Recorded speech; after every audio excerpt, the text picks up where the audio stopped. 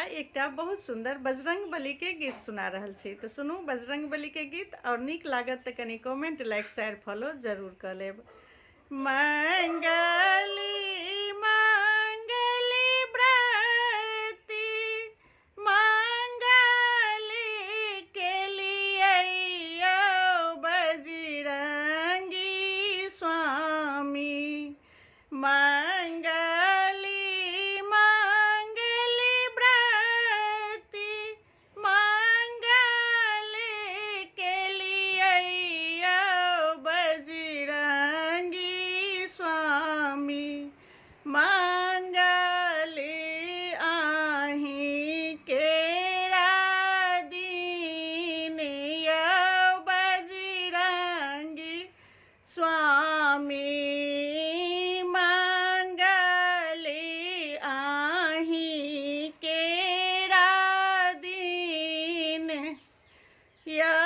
बजरंगी स्वामी।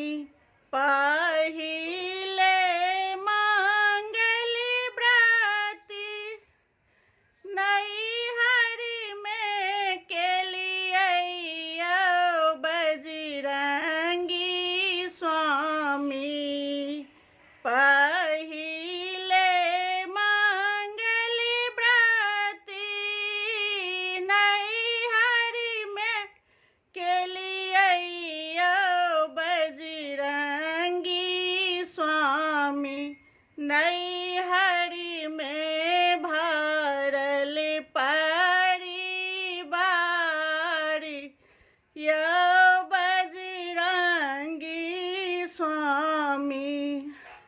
दोसरी मंगली व्रती सासुर में केलिए बजरंगी स्वामी।